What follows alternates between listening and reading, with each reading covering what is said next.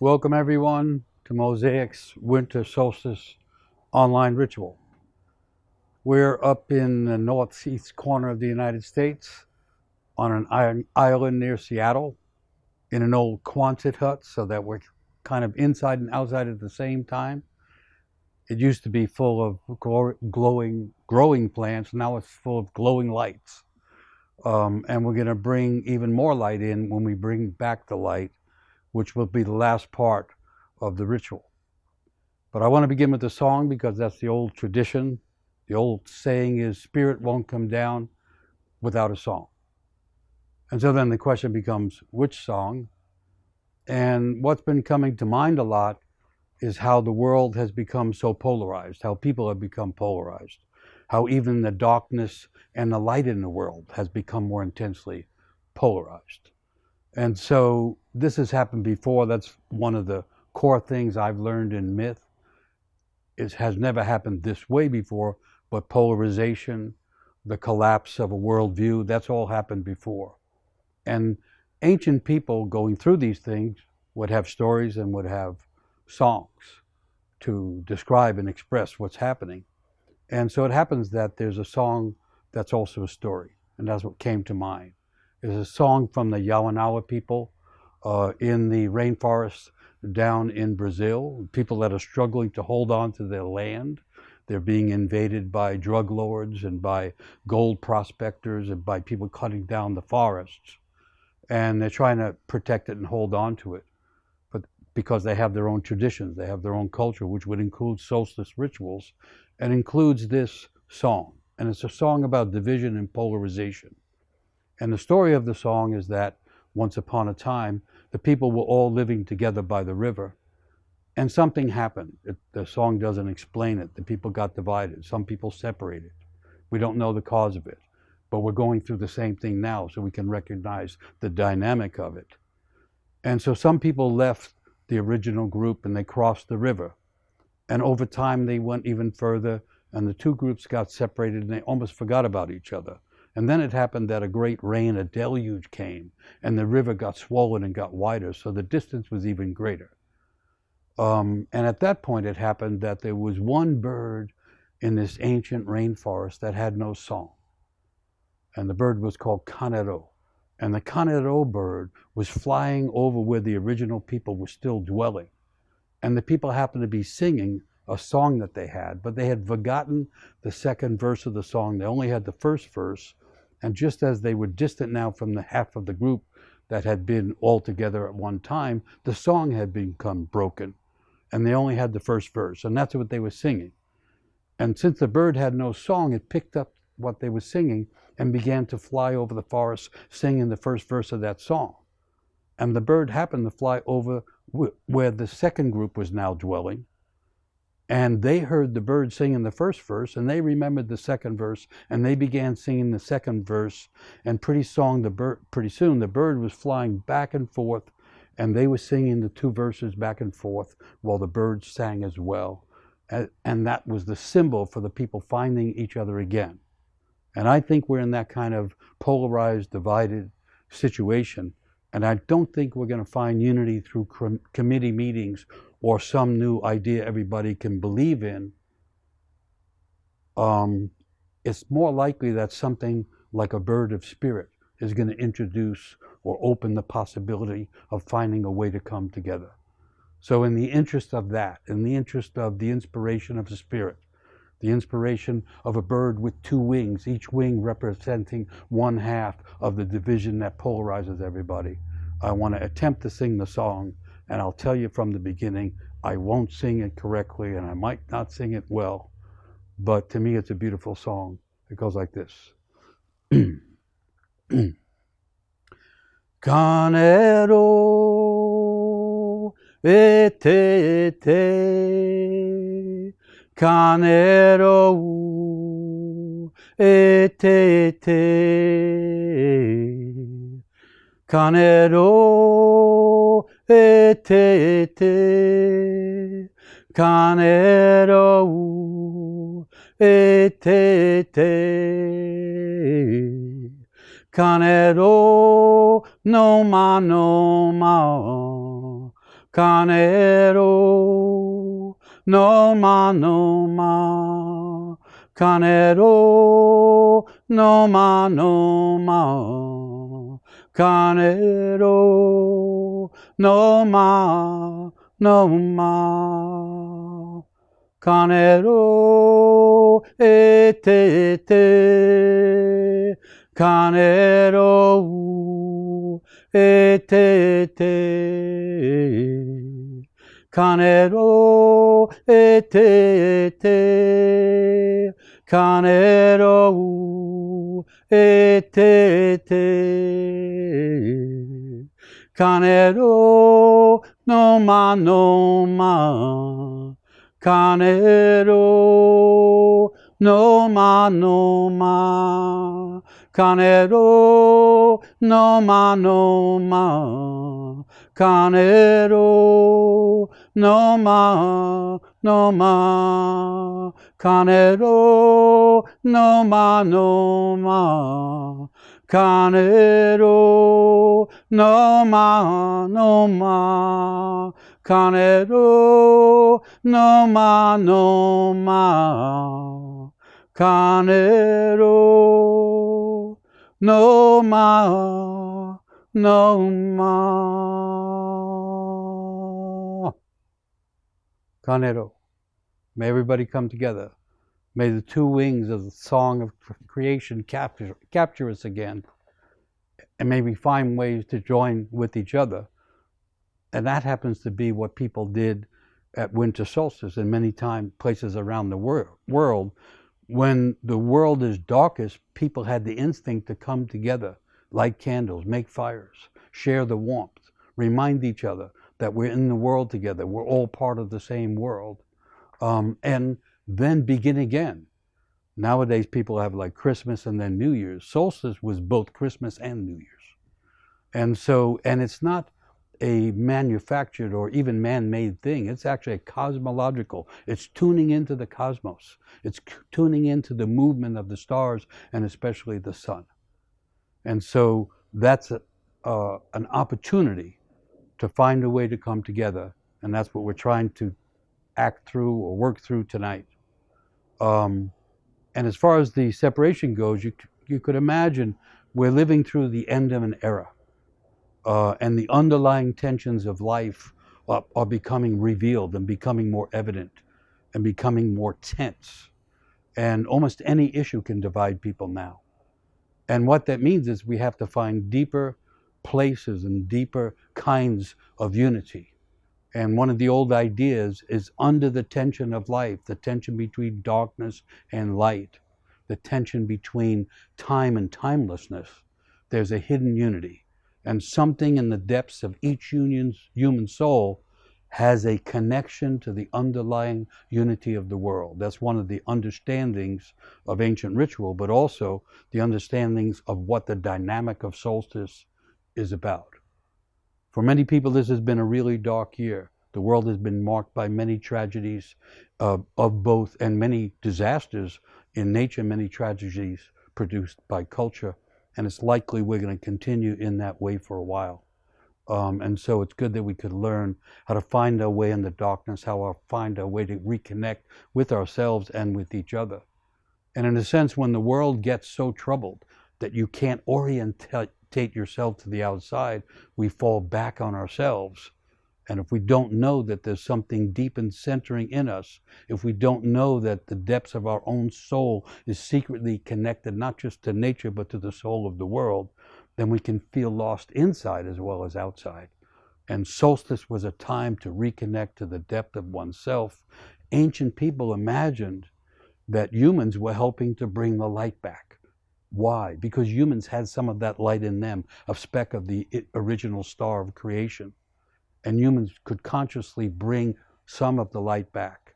I mean, you can't test it scientifically. It's just a beautiful thing to imagine being part of transformation in the cosmos at a given time. So I thought of a poem also to go along in a sense with the song. It's a poem about, again, poets, like the ancient storytellers, would understand when the world was getting tense, when the oppositions were getting strong, when problems and dangers and damages were happening to animals as well as people. And so they wrote about it. This is Hafez writing thousands, I don't know how many years ago, hundreds and hundreds of years ago. He writes this: I have come to this world to see this. The swords drop from men's hands, even at the top of their arc of anger, because they have finally realized that there is just one body we can wound. So that's the mystical poet saying the wounds in the world are wounds in our bodies. The wounds in nature are wounds in our bodies. Many of us that feel that. The soul instinctively knows that. And so rituals were invented to help heal those wounds, the inner ones, the ones between the individual and the collective society, and the ones between human society and nature. And solstice was one of those times where everything could come together. And so, because it's a cosmological thing, because it's a mythological thing, and even a psychological thing, it doesn't come to an end. It's possible again right now. We're actually trying to do it online, just because maybe we could make connections that go farther than we could from one person to another. And so this is the time of year when the instinct for warmth and care, for love and generosity, right in the darkness of the year, would naturally arise from the soul's longing to be in a state of holiness. Wholeness and holiness go together. The word to heal means to make whole. And when we make something whole, we also make it holy. And since this was the beginning of the idea of a holy night, was actually the dark of solstice. And in the midst of all the anxieties and the great pressures of modern life, it's as if something in us is trying to slow us down so that we could return to the sense of holiness as being part of nature, as being part of the world, as being part of our own nature. Solstice means sun stands still, as if for a moment the sun stood still, or it stands still sometime tonight before the whole thing starts again.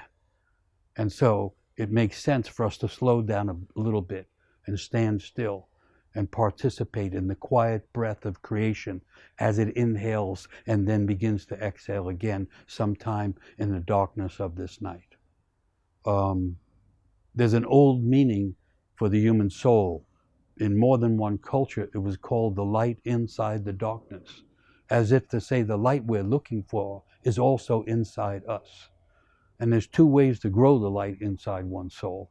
One is to pay attention to it ourselves, and the other is to have someone outside ourselves bless us. When someone blesses us, the light in the soul, like a flame on a candle, begins to grow more brightly. And so the process of solstice was partly to bring that inner light out. And again, I'm just repeating, but I love the idea. The flame in the heart of each person is secretly connected to the heat at the center of the sun. We're connected to the cosmos. Even if modern culture doesn't understand that, our souls are ancient and unwavering, and they can understand that. So the sun at solstice was reflected in potential awakenings and inner illuminations that could happen in the hearts and the souls of people.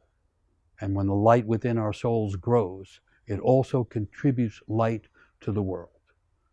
In a time when the world is dark, we have to fall back on ourselves and find that inner grounding, but also that inner flame of light.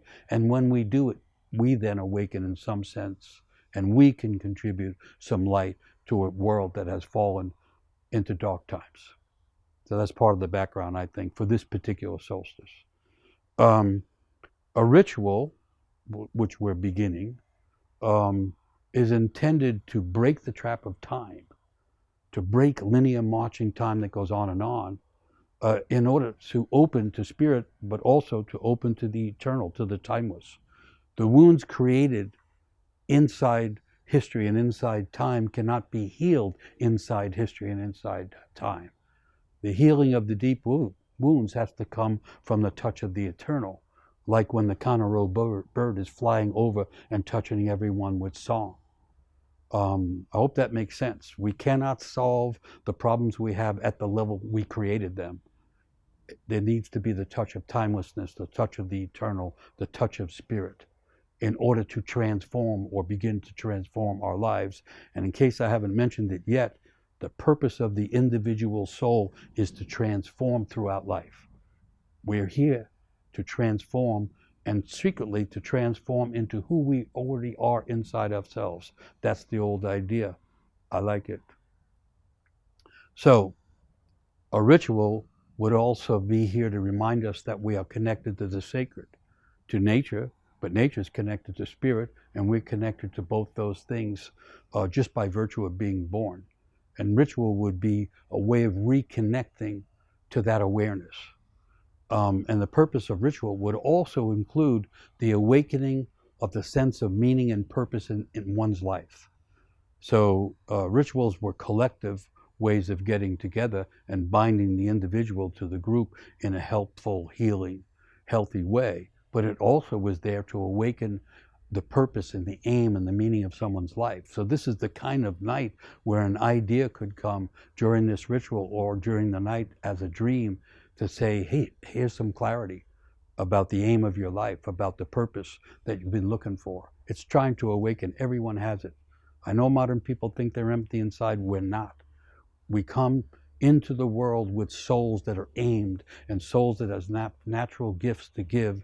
And the idea of the light inside is also the same as the sun giving warmth and light to the world. The light within the soul can give us a healthy warmth, but also help aim us towards meaning, towards purpose. And when a person has meaning and purpose, the world makes more sense, and even tragedy can be handled better. So at the darkest time of the year, in the darkest period human history I think has had in a while, we're going to try to realign ourselves with the recreative energies of the cosmos, of nature, and even tap into the original potentials of our own souls. I think that's how we survive. I think that's how we help heal a world that is wounded. So there may be no better time than the dark times in which we live to reimagine ritual, to reimagine ways to be together, to use the elements of nature, to reconnect culture to nature. People think they're separate, but our human nature is essentially and instinctively connected to nature itself, and nature is constantly transforming.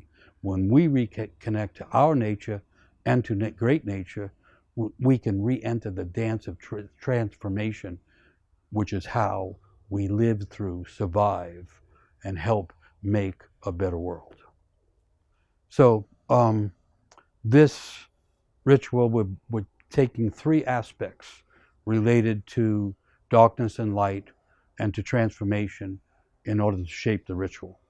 And the first part is a remembrance of the dead, a honoring of those who have passed on. And since the winter solstice comes around once a year, the tradition would be to remember, to honor, to pronounce the names of those who have died during the year. We're not restricting it to that, but that's a familiar traditional idea.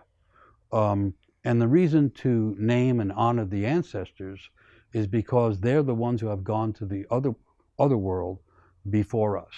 We're heading to where they are. So far, everyone who is born eventually dies. When someone dies, they become an ancestor. And the old idea was when you become an ancestor, you don't have a body and you become wiser, not so limited by the body with its painful memories. And so people not only honored the ancestors, the ones who have passed on because they loved them, but because they were the source of dreams and visions. And the idea that the ancestors would encourage us. You can't prove it, I can't prove it, but I love the idea. We're not alone. That's another old notion. We're not the ragged individual standing in the accidental world. We're standing at the front line of a whole bunch of people who have had bodies similar to our own. There's ancestors behind us, and technically there's ancestors in front of us. And so the first part will name those who have passed on. We'll honor them. we'll read some of their names and read some of their stories, and we'll sing to them. And then the second part turns away from ancestors and others and turns directly to ourselves, and that's a forgiveness ritual. And the idea that we can't grow, we can't change, we can't really move on if we don't forgive ourselves for things that we've done that were mistaken or wrong or did damage. And so that we'll do from reading statements of what forgiveness people want. And then we'll sing songs about that too. And then when we finish that, then we're ready, having honored the ancestors, having forgiven ourselves in ways that are meaningful and free us, free our spirit and free our souls, then we're ready to pray for the future of the world, make prayers for the world that begins after solstice tonight. The next world is coming in a sense, it's coming tonight, according to the traditions. And so we set prayers for it. The old idea is you put prayers out in front of you. So as you walk forward, you're walking into your own prayers. And when we do it together, we line the paths in the world, the roads in the world, with prayers. And so we'll be saying the prayers, and then we'll sing them out in front of us, and we'll end doing that. Singing for the future, singing for the return of the light, singing for the recreation and healing of nature and culture. And it's not that we're great people or we're pretentious or something. It's natural, human, soulful stuff. This is what people used to do. No reason not to do it again. So that's the sequence. And so the first part is the remembrance. And so the altar, the shrine that we created, this is a shrine that we made out of local rocks and local branches and old barn wood and charcoal and all kinds of things that we found nearby. It's an old style of, you make a shrine out of what you have nearby. But you include fire and water, minerals and earth, and the green boughs represent nature. And you include those things because the shrine is a replication of the 5 elements of life. And it's a simple, beautiful thing to do. That's what we've been doing for a couple of days. And then the shrine also has 3 levels. So from here up, that's the bring back the light area. That's the shining, resplendent area that we'll be singing to. And then from here down, there's kind of a middle area that separates the heavens from the underworld. This is the underworld area. That's why it's black and has charcoal. And in the old traditions, the underworld is where the ancestors are. So in naming the ancestors and singing to them and offering prayers and things like that, memorial things, we'll be putting candles down to represent those who have passed on, and those candles will be placed in here in the underworld. And so we'll work our way from the underworld all the way up to the top, which up there the light is the sun coming back. That's the rough idea. So let's see. Something about ancestors, or an old idea that I like. I study old ideas. They're interesting because they have survived for a long time, whereas a lot of modern ideas, like a lot of modern technology, doesn't last long. And so there's an old idea from the Bushmen in the Kalahari, and they say that when someone dies, each person has a thread that goes from their heart to a star somewhere in the cosmos. Ancient people didn't just look at the sky, they felt connected to it.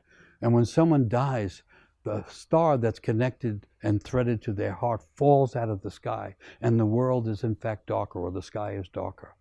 And I love that idea. And so then what we do is we light a candle for the ones who have died, as if we're rekindling the flame or the star that fell from the sky when they passed on. That's one of the ideas. And so, and the other thing, oh, and by the way, when a person dies, it doesn't matter what age they are, they become an ancestor even if they were a child. That's the old idea. And so I want to start a song to the ancestors, but it includes us as well, before we start naming those who have passed on and maybe having little stories about some of them. So this is a song from the Dagara tribe in Burkina Faso in West Africa, and I learned it from Malidoma Somé, an old friend, and may he rest in peace. And the beauty of this song is that it's also about everyone coming together. And the song names the female ancestors, the male ancestors. The song was sung, and while it was being sung, the children would come together with the grandparents. So it was bringing together the young and the old, the masculine and the feminine, and it was also bringing together the living human souls with the ancestors that were also being sung too. And so this is the beginning of that song. It goes like this. Pura samane, pura samane, pura samane wo, pura samane wo, pura mamane, pura mamane.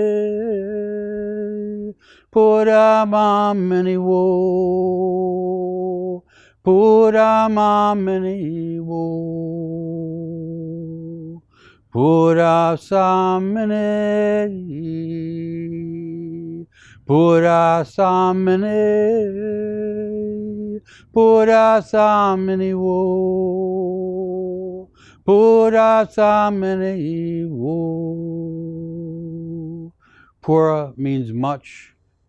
Much praise to the female ancestors, much praise to the male ancestors. May they guide us on this dark night. May they give us inspirations and send us meaningful dreams. And may they help us remember the loved ones that we have lost in ways that help heal our own hearts and keep the spirit of those we have lost alive in the other world. Something like that. Purasamani. Mamani. So I'm going to be taking candles and putting them in the underworld while trying to read statements about those who have passed on. And most of them are short, but this first one is a little bit longer. Someone wrote this and sent it in. My journey of writing and recording songs dedicated to my daughter and to my experience of losing her is the singing of my grief. And so I asked for my daughter to be remembered. Her name is Isa Ixchel. She was named after the Mayan goddess Ixchel. And she passed away on December 22nd, 4 years ago. And that Christmas day was spent in a crematorium. And so this is the darkest time of the year for myself and for her father. She was only 18 months old, my child, when she died. She was here for such a short time, and on that solstice, I sang outside the hospital for my daughter. I sang because I am her mother, because I'm a singer and a writer. I sang to call her to me, to urge her to stay. I sang to urge her to be saved, and she was not. And I was plunged into absolute darkness. I would lay awake each night at 4 a.m. searching for my baby, and for some time I was totally lost. I was trying to navigate the abyss of losing my daughter and losing my faith in God. And since then, I have trained as a grief guide, and now I support others in their grief and in the emotional deluge of the dark times that come to them. I want to honor that whole idea and the mother and daughter, both of them.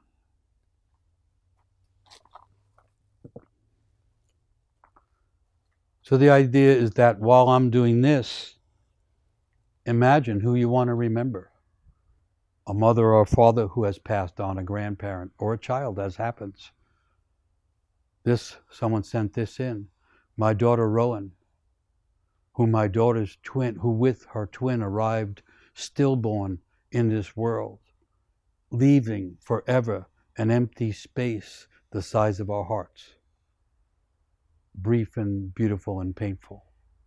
Someone else wrote, please remember Allison Wisely and her fiancé, Knox Petrucci, and their 2 children, Felix 9 and Lucas 7, who all drowned in the Tow River in North Carolina this past September 27th, trying to flee their home during Hurricane Helene. Knox was a beekeeper and community educator, and Allison worked at the Carolina Memorial Sanctuary, guiding others through their grief. And now, Knox and Allison had planned to marry on November 9th, but now the whole family is buried at the North Carolina Sanctuary together. So just the kind of things that can happen through an act of nature or an issue in culture for that whole family.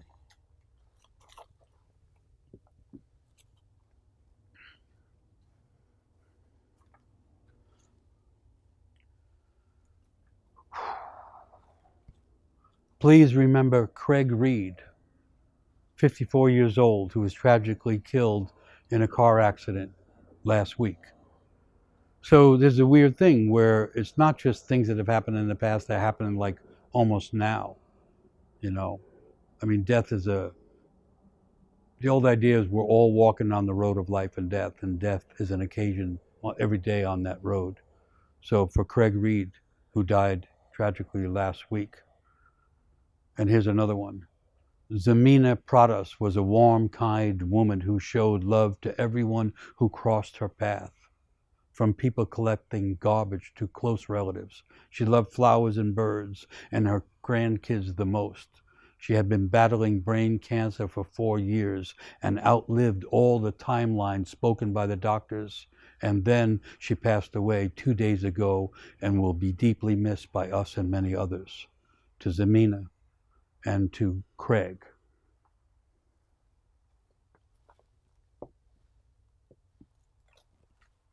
As I do it, I hear an owl hooting just outside where we are. And when people do rituals, the animals often join. It's a strange thing, but we've seen it over and over. And so the statements about loved ones passing and some of the stories about them have come in from all around the world, and they involve all kinds of people. And so this is from the Sisters of the Cenacle, and how people in that circle of religious sisters, they die through the course of the year. And this was what was sent in. Sister Annalay asked that we hold the following sisters from the Cenacle who have moved on to the other shore in this solstice ritual. Please include Sister Gina Terrazas, who lived a full life until her 101st year. Sister Carol Kotowitz, Sister Jean Reardon, Sister Marguerite Gautreau, and Sister Dorothy Menace. They all lived a full life of loving and learning until the end. So for the Sisters of Cenacle and other sisters that have died in the course of this year.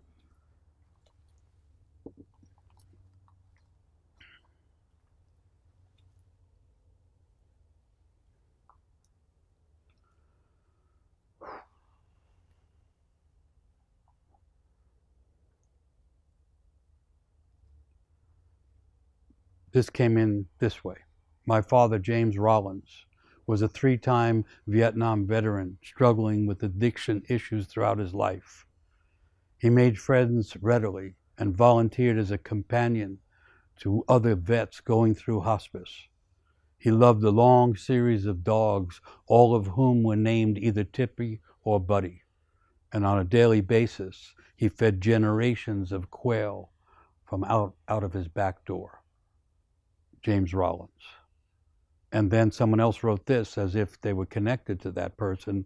I know humans generally focus upon human loss, but my heart cries for all those who have no voice, all those lost in the floods and the fires of this year, the tree beings, the small mammals, the insects, the fish, and the disconsolate birds. I still feel their confusion and their suffering. And so, for all those animals that are lost, and for those like James Rollins that fed the animals and loved the animals.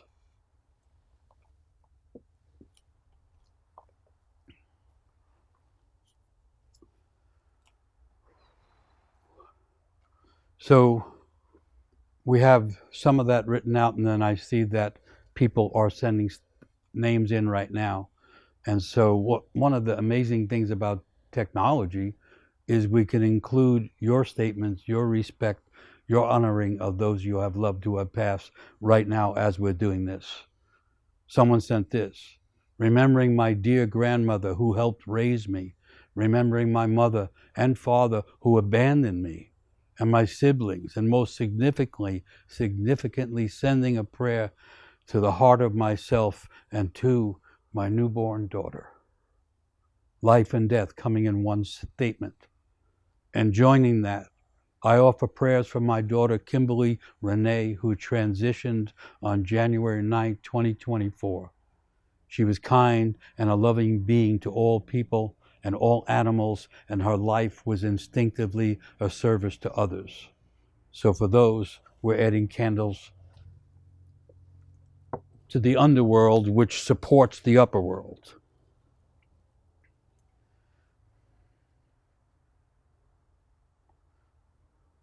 For the innocent animals and children whose cries were never heard. You know, we know that now. The world has become a very difficult place with wars and all kinds of things, famines and all kinds of things, fires and everything. And we know that people die and animals and children die with no one hearing for them. And then very specifically, I am here simply for my son who passed. And then another one in the realm of children, because children die also, for my son Christopher, who came for 3 hours and left too soon. So for all those children that were mentioned, symbolically, we're putting candles for them. It would take us too long to put a candle for everyone.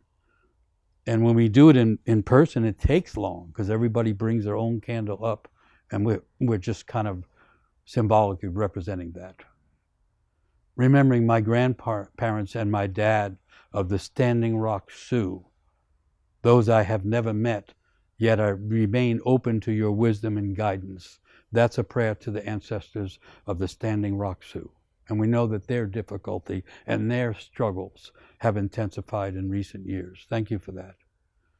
For the people who died in Asheville, North Carolina in recent storms, and the rich cultural community that has lost so much, but that continues for them.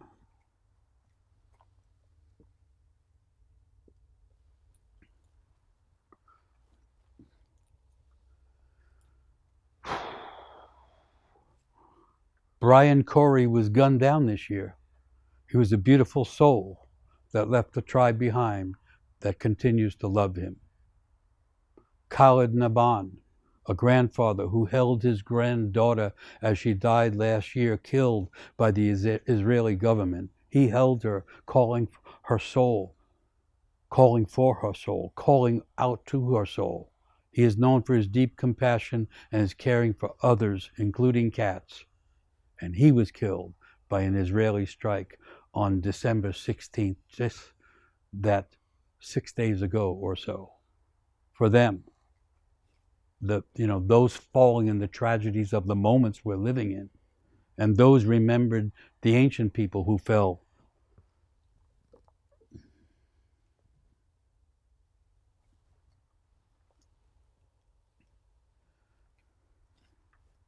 Thank you for sending these in. It's really moving to me. Just lost my mother and my musical mentor this past October, and now I play a sorrowful tune on my cello. That's a poem, thank you. Remembering Greg Johnson, who died unexpectedly this past Saturday, a wonderfully helping, caring man. Putting candles for them.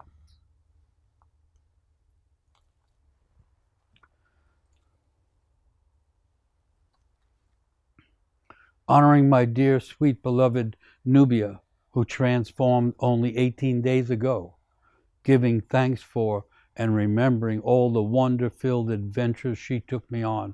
Prayers for you, Nubia.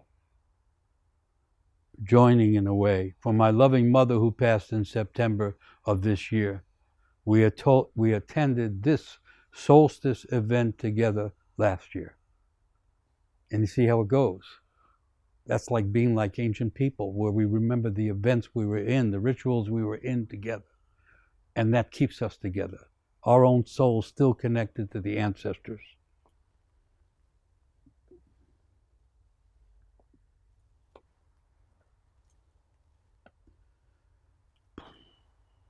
Remembering my father, who I was blessed with the honor to sing to on the other side last Wednesday. To my dearest friend Michael Lang, whose integrity and wisdom were a light to me and to the world. For my beloved father Bert Rutan, who passed at 100 years this last January, one of the last of the World War II veterans who became a spiritual leader and served and lifted thousands of people up with love and with laughter. For all of them.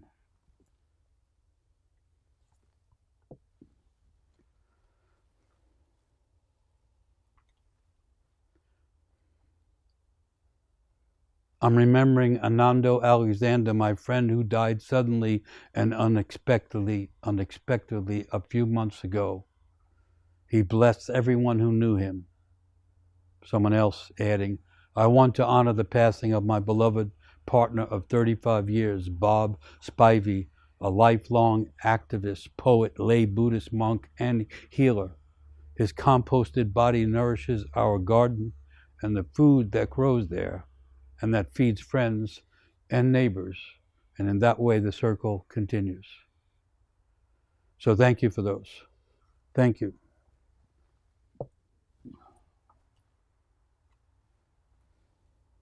We're going to keep going at least for a while. Corin, on the screen, are there some left on that first screen? No. Okay. So there's a lot of people here helping do this, and Corin, I'm just referring to, is handling the feed that's coming in and lining things up so that I can read them.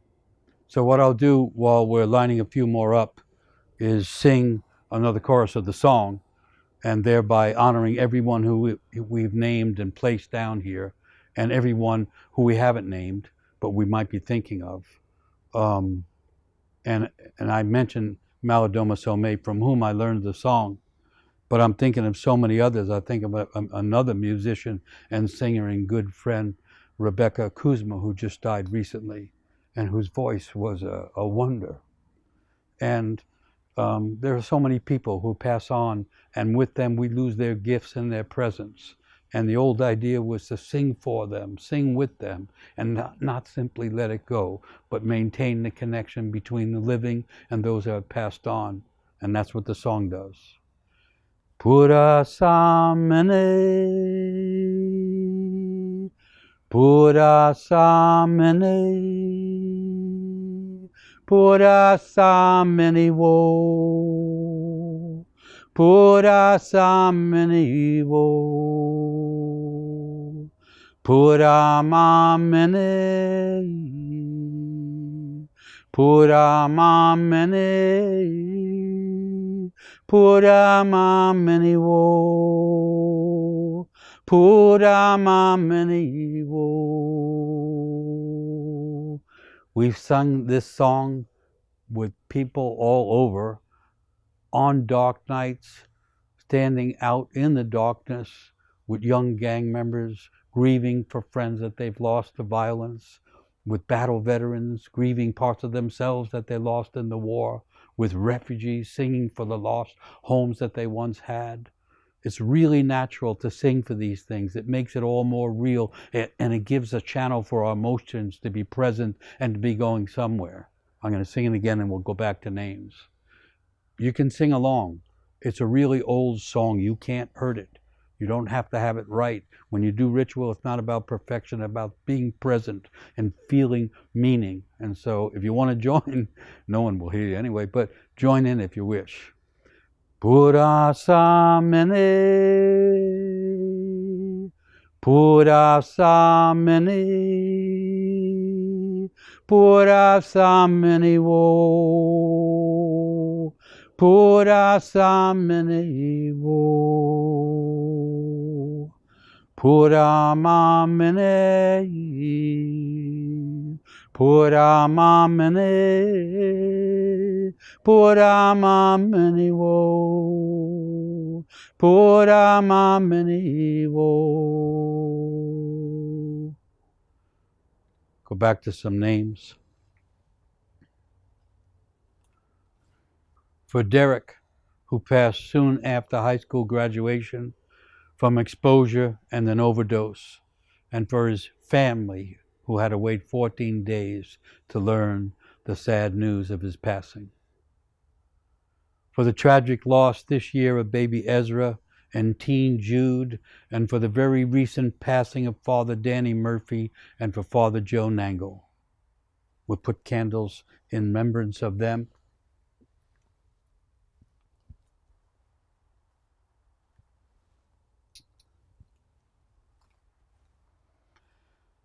For my dad, David Woods, who suddenly passed when I was only a teen. Although I have finished growing up without him, he will always remain in my heart as I do so. For my parents, who after a car accident of my aunt and uncle took care of their 7 orphans aged 3 to 16 and raised them with much love, and we all made a huge, wonderful family that had been born out of tragedy.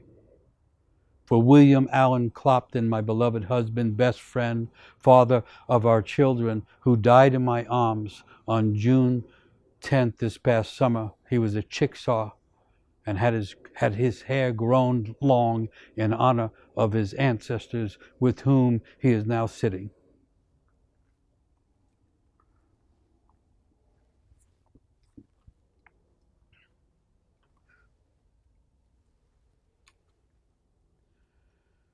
To everyone in my ancestral line who has made it possible for me to be here. That's that old idea. We're each standing at the front of a line trying to make something of our lives in this world that can be so confusing and so disorienting.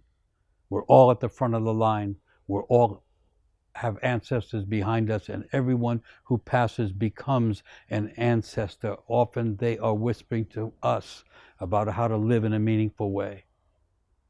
I would like to include in remembrance and loving compassion all those who have passed without anyone knowing their names. For they also left an impact on this world, and may they be blessed. A beautiful idea to the ancestral line that was named, and to all those who died without anyone knowing their names, to all of them. We honor you. We sing to you. There's an old tradition that became a Buddhist tradition, which is including the unhealed ancestors on every remembrance, on every shrine to the ancestors. In other words, healing might be able to continue in the other world. At least that's what they thought. And I felt that with that statement, the unheard and the unhealed ancestors. For my son Lucas, who while still physically alive has died to many of his dreams and to his own family while battling alcoholism and addiction, may he find connection to his own soul and spirit. That's a beautiful thing. We want to honor that. But I have to say, we can't put him in the underworld. That would be the wrong thing to do. So I'm going to put that candle for Lucas. I'm going to put it up here because he's still with us up here. And maybe some of his dreams have died, but also maybe there's other dreams that still could awaken, and maybe he can find his way in this world. Let's pray and sing for that.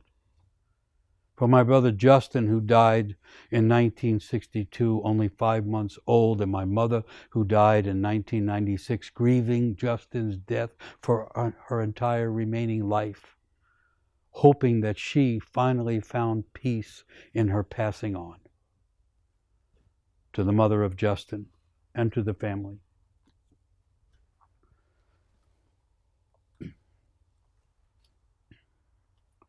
Eric died from alcohol after losing so much else, and my heart breaks as my words and thoughts have failed me. I please ask that he somehow find love and acceptance on the other side. Another one, remembering my 2 children who were never born, but left my womb, never having been held, never having been seen, to their spirits, to their souls.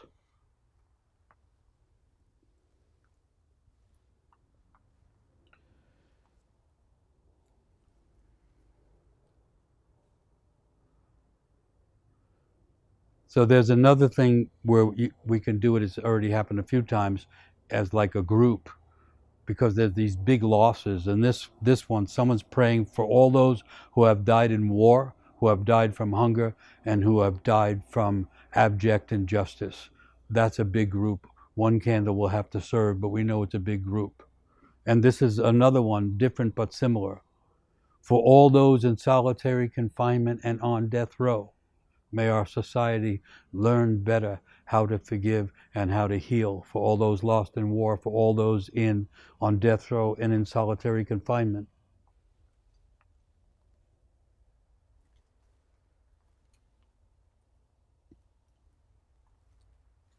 I want to thank everybody for sending in these things, for saying them, for writing them, for feeling them. This is the old thing. We get it out. We get it out of us, out into the world. We symbolize it with candles and other things. And that way we're not carrying it as some dull, damaging inner burden.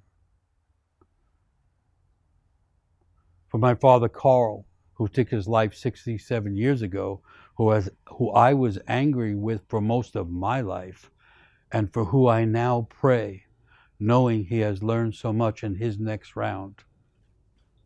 For Carl.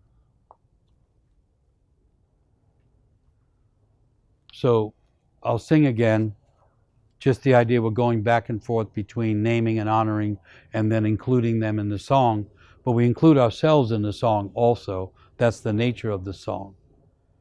Pura samene, pura samene, pura samene wo, pura samene wo, pura mamene, pura mamene, pura mamene wo, pura mamene wo. Ancient people used to have songs for almost anything that happened. And once you learn songs like that, strange things can happen. The mention of death row and solitary confinement suddenly brought this thing back to me. I used to go into prisons in order to tell stories and work with the prisoners. And one time after being in a prison, the guards came in and stopped what we were doing because they thought it was problematic, because everybody was getting together and it was getting emotional and so on. And I got sent out of the prison, and I felt really broken and sad. And when I got outside, what I could hear was, Pura Samini. The guys in the prison were singing from inside. They had grasped that song, and they were defeating the guards. And in a strange way, I was standing outside the prison, getting fed vitality and life for those locked up, some of them for life. Anyway, that come back. And that's part of ritual too. If someone comes to mind, it means they want you to pray for them or sing for them or at least remember them. I offer prayers to the families of those who were killed and burned here in Jaipur, India, just yesterday in a massive petrol truck explosion. Boom. Whew. Thank you. For the 3 people who were killed in a school shooting this past week, including the young girl who shot them and then shot herself, may they rest in peace, and may their families find healing and community. So tragedies of various kinds and continents far apart, but we can feel all of it when we hear of it.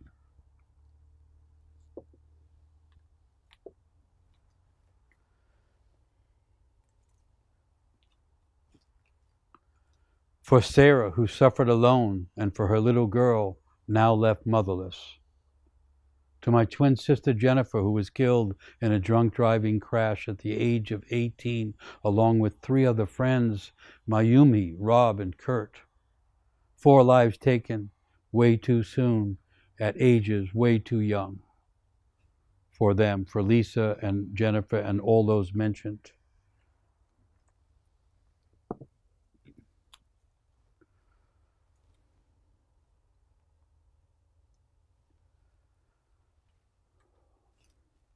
For my dear friend, the thing is moving. To my friend Rebecca, who died a few years ago but was way too young taken. We still don't really know why, but believe us, you have loved and missed, and your beautiful daughter is 18 now. For Rebecca. Remembering my mother's mother, Grace, who transitioned and no one knew why or what happened. Those things came in together. And for my mother, who never knew her. For them.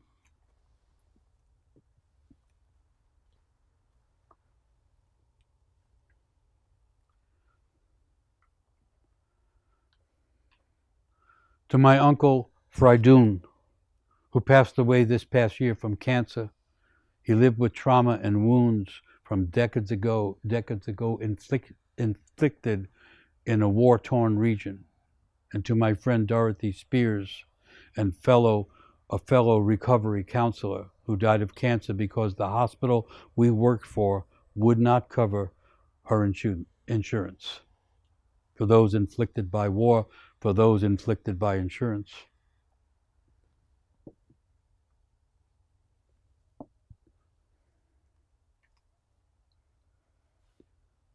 Okay, so this looks like it will go on and on. You can keep sending the words in. What we do afterwards, we'll take all the statements in the chat and all, we'll build a fire and we'll do a singing rounds and we'll burn it all as a prayer, going from the darkness of the night up to the starry sky.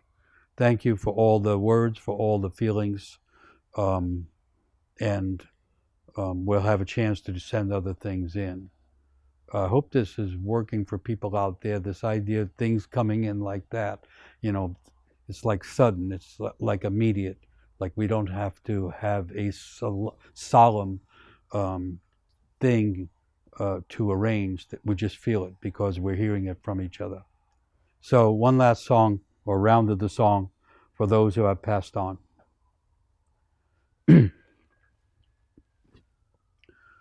Pura samene,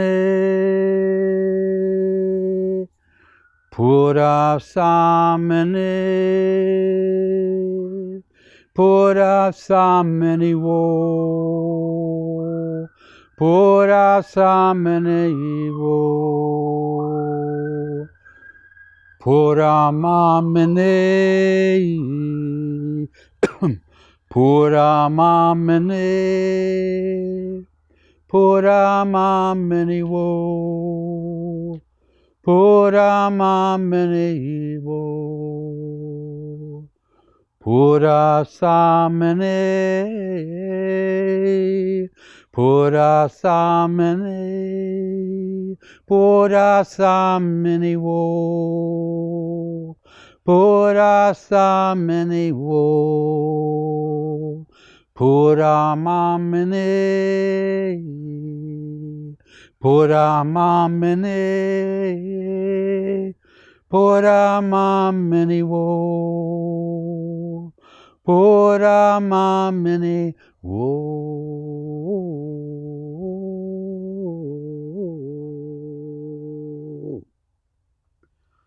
All right. You could tell we could go on for hours. We're all together somewhere. There's no reason to stop. We could keep going. But we're going to move on to the second phase, which is forgiveness. And so this idea of forgiveness is really essential in terms of changing. In order to grow, in order to heal, we have to forgive ourselves. And everyone carries some kind of wounds from early on, and often we have to forgive ourselves for being wounded. It turns out all humans are wounded. Being wounded makes us part of the human tribe. But there's a tendency to carry guilt and shame for mistakes, for even our own wounds. And so I think a practice of forgiveness is extremely healthy, especially since there's a need for us to transform in the midst of all the trouble in the world if we're going to change the world or affect some kind of healing and change. So, as if in order to open the way before us, we have to let go of things that hold us back. And that means forgiving ourselves for mistakes that in the end turned out to be inevitable. And so we're going to have a song for forgiveness. We're going to have, instead of candles, we're going to have flowers, white flowers that represent the blossoming that comes from forgiving ourselves. And the reason that we have a statue here, this is Kuan Yin, which is a Chinese version of the goddess of mercy and forgiveness. But there are many other versions of it around the world. You find it in the Guadalupe in Mexico. You find it in all kinds of cultures. Green Tara in the Tibetan culture. The idea was that some feminine figure connected to Mother Earth, connected to Mother Nature, would also be the source of mercy and forgiveness. And if there is no source of mercy and forgiveness, then there's something wrong with this world. And to me, it's beautiful that it tends to be feminine. And in some of the cultures, the goddesses are weeping, and they're weeping for the suffering of people. And to me, that's an encouraging, soothing idea. And so I found this statue of Kuan Yin at a garage sale. And it's an old and beautiful statue, and so I try to be near it all the time. And so something else to say about forgiveness. The word itself comes from two different roots. The Greek root charis, which means grace that absolves us, mercy that forgives us and gives us clemency. And the other root involves the sense of letting go, of loosening, of releasing ourselves.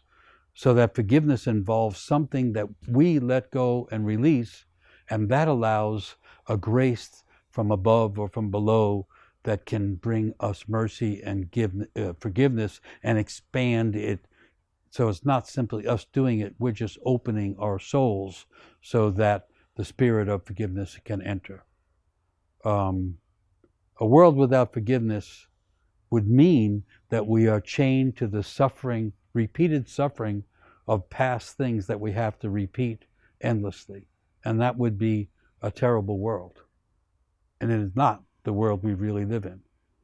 Forgiveness involves a capacity to release the suffering and burdens and the pain and the betrayals that necessarily happen in our lives in order that we might expand and open and find greater love for ourselves, and in doing that, find a greater capacity to love others. And so we're imagining that in order to help to bring the light back from the darkness, we have to enter our own darkness and find ways to name and forgive those things that keep us in the darkness. And I thought of a poem to go along with it. This is a Hafez poem. He calls it When the Violin. When the violin can forgive the past, it starts singing. When the violin can stop worrying about the future, then you can become such a drunk, laughing nuisance that God will have to lean down and start combing you into his hair. When the violin can forgive every wound caused by others, then the heart starts singing, and why not forgive now and begin that song? So we're going to have a song for forgiveness, and this is a Yoruba song, African Yoruba song, traditional song, and it's a song to Mother Earth, which says something like, "Mother, forgive us and hold us, for this world is hard." And that song sounds like this. Ne ne you ya, ne ne you aye, yo, aye, ele, aye, yo, aye, shoru, ne, ne, you, ya, ne, ne, you, ya, aye, yo, aye, le, aye, yo, aye, shoru. Mother Earth, hold us and forgive us, for this world is hard. And so here's the same thing. I'll read statements, and then the symbol of the forgiveness comes in the white flowers. Again, the idea is when we can forgive ourselves, something in us trying to grow can bloom. That's part of the idea. I would like to ask forgiveness for all the times that I didn't act sooner, for all the times I wasted, and for all the times that I acted less courageously than I know I could have. So that's a beautiful forgiveness. We all have courage. It lives in our hearts, but we often are separated from that inner courage by fear or some kind of trauma. Forgiveness, that we couldn't access that courage earlier. That's one. We'll put that up here.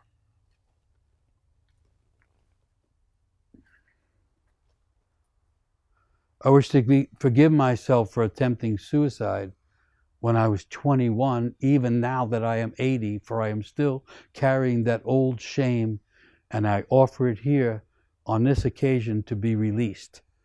May I place that burden on this altar and move forward in a greater wholeness until the end, where I hope that death will find me alive, standing in the world and grateful. Thank you. 80 years old. I would say finding some forgiveness on this night. I'm moved by that it could take 59 or 60 years to realize I have to let this go, or to let it go. May I be forgiven for not loving myself and punishing myself repeatedly by thinking I am not enough, because I am now in my mid-70s and I am scared. Yeah.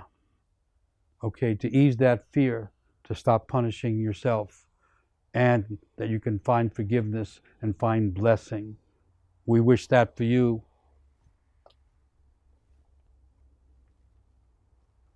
And for ourselves as well.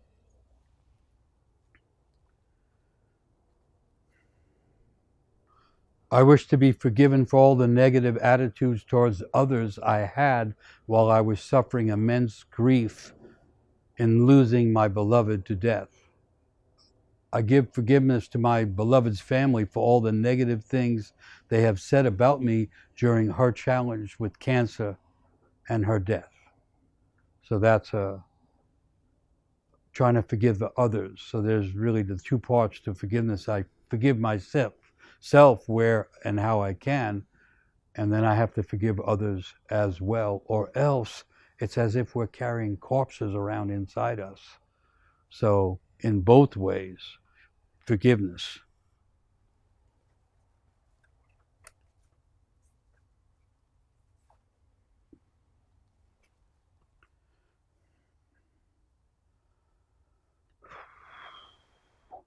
I wish to be forgiven for all the times I have habitually turned away from love and from imagination, and instead have chosen fear as the default guide of my life. So, forgiveness for turning away from love. How many of us can say that, or can ask for or wish for forgiveness in that sense? This is someone writing to someone else. I was not there, Shirley. The canyon of lost love between us keeps me now even in waiting. I was not skillful enough then to navigate the fast-moving currents, and the pain of dislocation was too great for me. I'm sorry I could not construct safe structures that would sustain our togetherness. The desire never left me. I'm here today with the learning, trying to learn to do this with others. May you forgive all that I could not be when we shared our view across that canyon.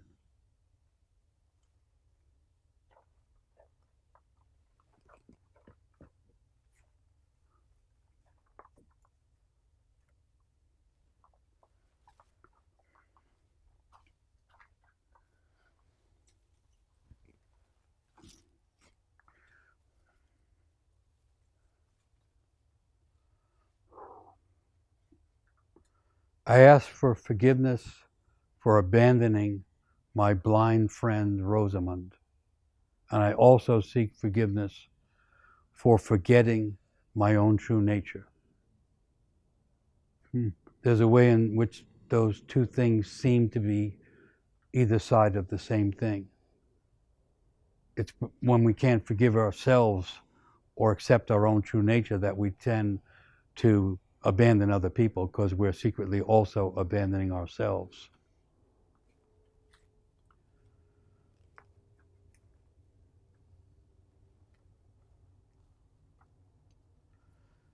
I forgive those in my life who have abused me, and I ask forgiveness for those I have abused.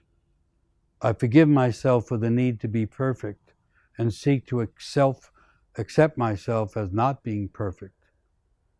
And I will even try to forgive myself for that abortion. So there you find another one still being carried. You know, in ancient cultures, it was never burying person one time. People did funerals for people over and over again. And forgiveness is like that. It could take us many times to truly forgive ourselves, or to truly forgive our father or our mother, wherever the pain was delivered from.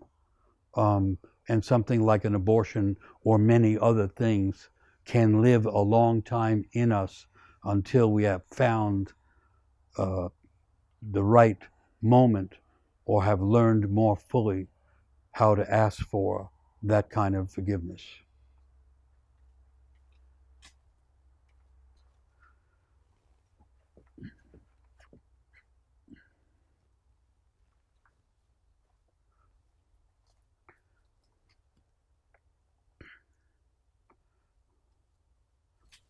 I'm seeing a message here. Before reading more online forgiveness statements, people asked about why the candle for those in solitary confinement was placed in the ancestor shrine when those people are still alive. Some asked if you could move it. Yeah, I guess that might have been a confusion. How do I know which one it is? Okay, remember I said when you're doing ritual, it's not right and wrong, it's left and right. And if you go wrong one way, you can reverse it and go back the other way. The trick now is that if I move one of these, it might not be, in a sense, the ones who are in solitary confinement. It might be someone else. So what I have to do is get another candle and restate that. So in terms of learning ritual, ritual is not fixed ceremony. It's something alive, and so you can correct things. So sorry, solitary confinement is a very desperate place to be. I have been there. I know what it means, but it's not the underworld of the dead. And so I'm now trying to honor those who are already in solitary. Maybe it was because some were on death row, and I just went that way. But I'm sorry for that. I want forgiveness for that. I hope I can have forgiveness for that. And I now want to move the symbolic candle representing them from the underworld to the area of the shrine closest to Kuan Yin, the goddess of mercy and forgiveness. And believe me, I've been in those places, and everyone in there wants and needs forgiveness. So thank you for helping keeping the ritual on the road and not running off into the ditch. What ditch? They said. Okay. To my father, Norman Siegel, a gentleman who won't be able to fully experience his own dying process, I ask your forgiveness for my part in abandoning you in that way. Thank you for that. That's a strong thing, probably a hard thing to arrive at.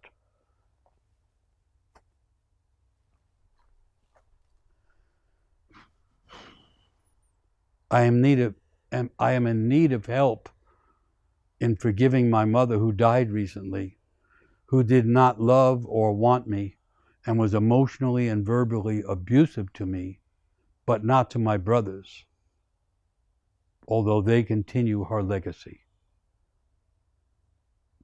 In that sense, they are perpetuating her cruelty, and that is profoundly painful to me. So I'll go back to the beginning. I need help in forgiving my mother who died recently. So we'll help as much as we can, but I want to repeat the idea that these forgiveness things, when they're deep, when they're woven deep in our own wounds, it takes time and time again to do it. And yet it sometimes come in a moment unexpected where the knot that was tied somehow loosens. And so in hope that that happens, I'll place the flower, but I want to sing the song again because of the difficulty there.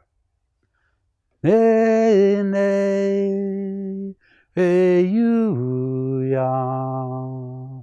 Nay, nay, hey, you, ya. Aye, yo. Aye, le. Aye, yo. Aye, shodu. Ne, ne, hey, you, ya. Ne, ne, hey, you, ya. Aye, yo. Aye, le. Aye, yo. Aye, show you. Mother Earth, forgive us and hold us, for this world is hard, and we come here tonight carrying traumas and burdens that are hard to let go of. Please, not only forgive us, but help us let go of that which we are carrying that diminishes our lives.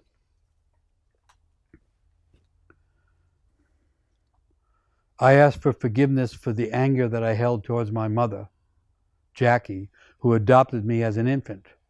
I remained angry my entire life until she died in 2015. And now I wanted her to know how deeply I loved her despite all of that. So, forgiveness for the anger held towards Jackie.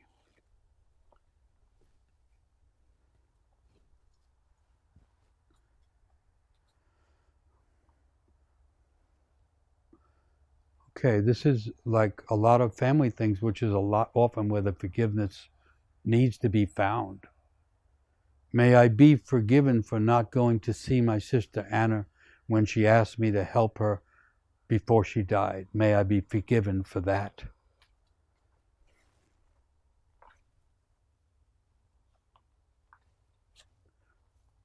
I ask for forgiveness for not being able to care for my sweet young sons when they needed me the most. Thank you for that. So as parents, we fail our children. It's almost inevitable. It's almost universal. And we have to forgive ourselves for that because typically we were once early on failed ourselves.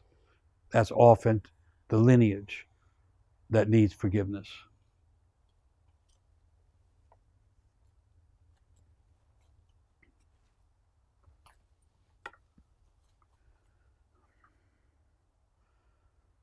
May I forgive myself for my son's cancer at age 2, which I cannot seem to shake that it was somehow my fault.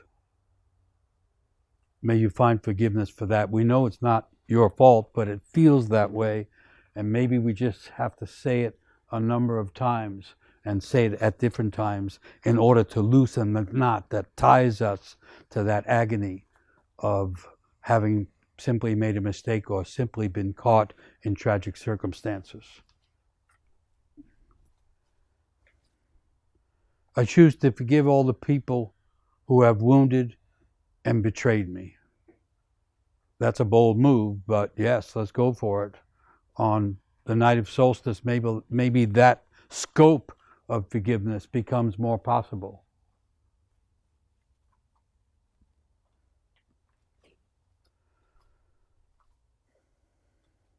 I forgive my dad for all the pain. I forgive my brother for not allowing me to see my father at peace in those last moments of breath when I could not be there along with the rest of the family. I forgive myself for not having the courage to be authentic and share my inner light due to fears caused by past abuses. May I forgive myself for staying in an abusive relationship for 20 long years.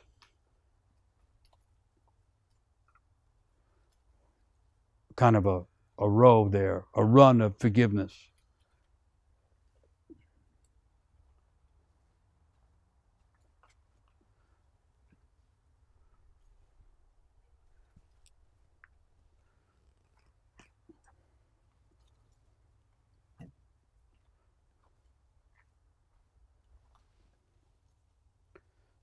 Okay. We're going to do a few more, and then we're going to run out of flowers.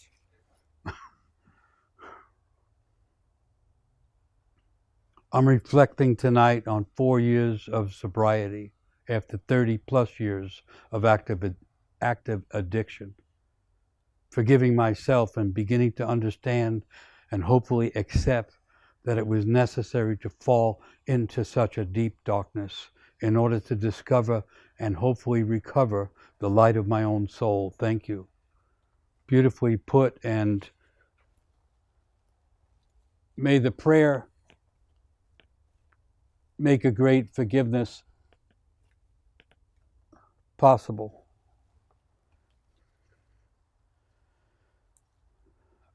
I pray that I may be forgiven for times I built so many walls and so much mistrust towards those that really have cared for me. I ask for forgiveness for being so intensely judgmental. I will second that. How many of us have not been intensely judgmental and missed some good intentions and efforts to care from others?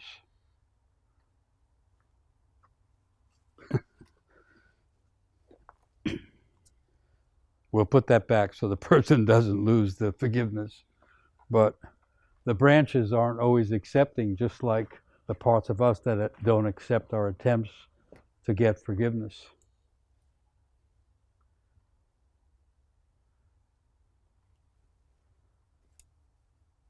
No, sometimes it's just hard to fit them in.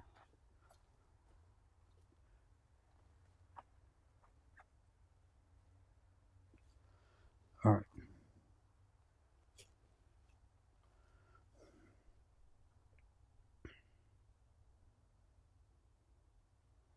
I'm picking 2 more just to finish.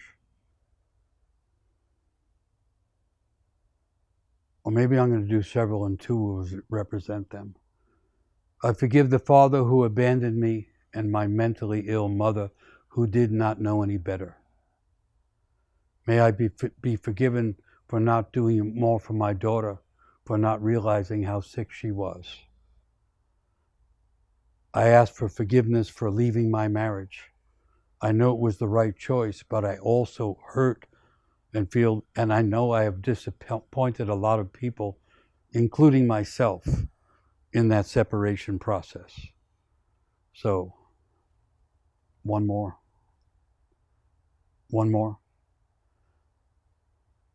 I would also like to ask forgiveness for the ways that I didn't know how to take care of myself and love myself. I think that's what I wanted to hear at the end. maybe we all can, in some little part of this process, learn or accept ways to love ourselves in a deeper, more genuine way. Forgiveness opens that sense of self-love. And I don't know how we can get enough forgiveness or enough love. So for all of us seeking that kind of forgiveness, needing that kind of forgiveness, may our attempt at ritual tonight loosen something up and help us all find at least a taste of or a touch of this possibility of forgiveness from within or from Kuan Yin, however we want to see it.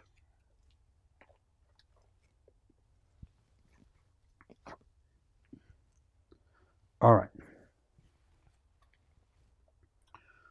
So the song again, Nene.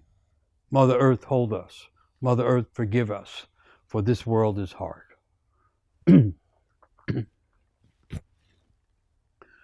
Nene, you ya. Nene, you ya. Aye, yo. Aye, le.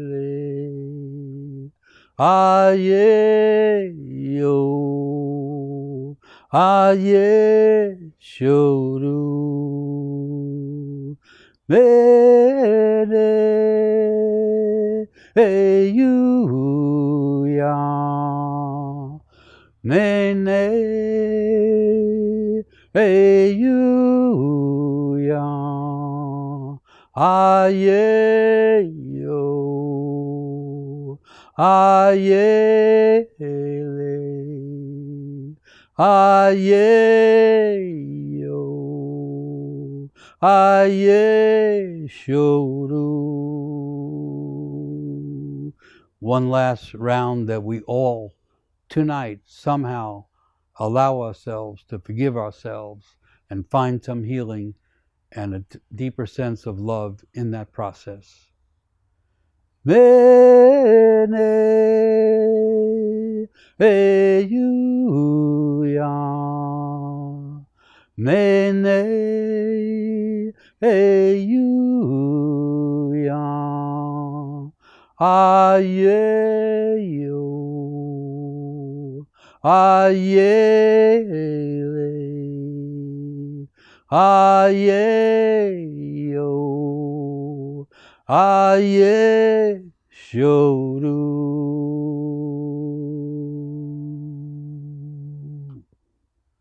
Thank you.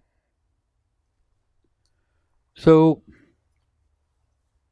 we've gone through remembrance, not that it stops there. We've gone into forgiveness, not that it ends there. But now we'll go to the third part, in this case, the final part. The other two were preparations for this part. And this is the idea that we, frail and small, mistaken as we may be, somehow carries some inner energy that can help bring the sun back from the far reaches of night, the core dynamic of winter solstice. And so this is connected to this idea that everyone has a deep self or soul that is golden like the sun, or that is a spark or a speck like a star. And this is an essential idea about humans that mostly has been lost. And people, they think they are the sum total of their experiences or of their traumas, when actually we all carry this inside. That was the essence of how humans could participate in the cosmological event of the sun coming back from the far reaches of night. And so I'm thinking of this old story from the Upanishads, where there's a king and a guru. And the king is a successful king and has a large realm and lots of wealth. but he doesn't have everything he needs, and he realizes something is missing. And so he makes a relationship with the guru, who doesn't have a realm and doesn't have wealth, but has wisdom. And so every time the guru would come, the king would have questions prepared, and the guru was expected to answer. So on this particular occasion, the king says to the guru, where do people draw light from when the sun is not visible? And the guru says, from the moon. And the king says, where do people draw light from when the moon is not visible in the sky? And the guru says, from the stars. And the king says, and where do people draw light from when the stars and the moon and the sun are not to be seen and the world has become dark all over? And the guru says, they draw light from their own inner self. For that inner self is the self-same light that we find in the sun and in the moon. That inner self is secretly connected, just like the stars, to the source of light. And so I found that really a beautiful idea.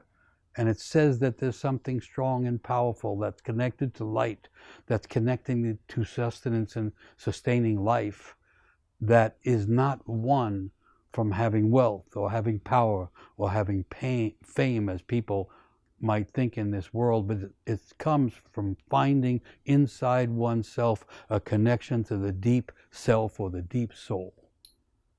I love that idea. I try to live by it, and on a dark night, that's often what we need. If we find ourselves in solitary confinement, that's surely what we need. And when we find ourselves falling into our own sense of shame or guilt about whatever it might be, underneath that shame, underneath that guilt, there is to be found the deep self or soul, the light hidden in darkness, the light hidden in our own selves, the light we came here to realize and to become conscious of and to give back to the world. So the old idea is that when the inner light of our own soul awakens within us, something also comes alive in the world. And that is how things change. They change from the inside out, from the soul out into the world. In other words, the changes we need in the world have to start in our own souls.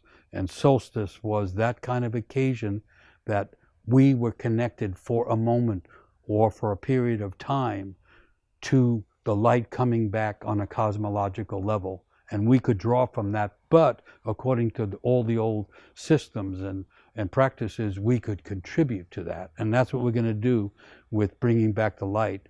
But in order to do it, we want to also make prayers, because solstice, winter solstice, was the time when people could look to the future, gain visions of the future, and make prayers for the future.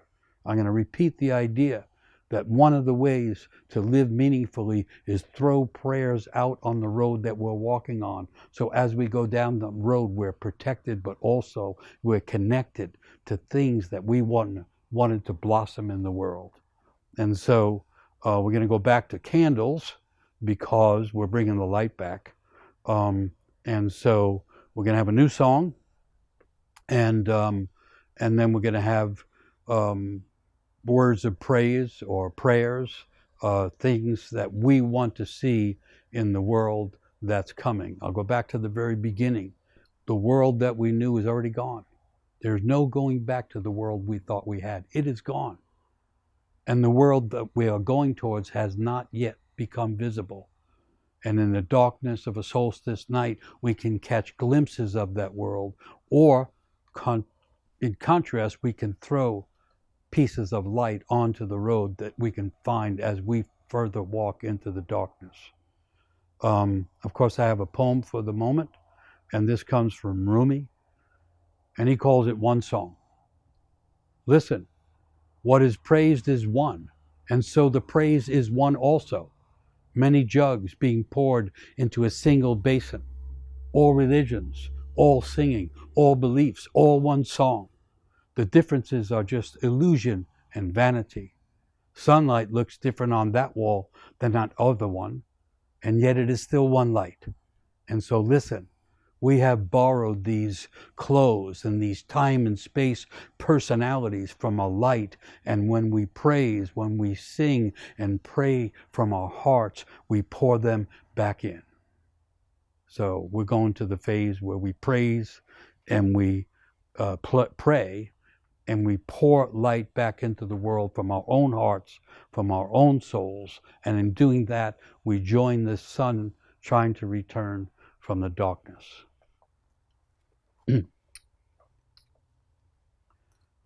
So naturally, there's a song that goes with this.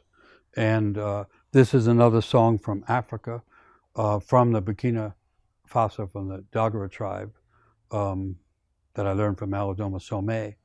And in that tribe, they have an earth clan or an earth keepers group who keep people connected to the earth, but also keep people respecting the earth, something we seem to have lost in the modern world.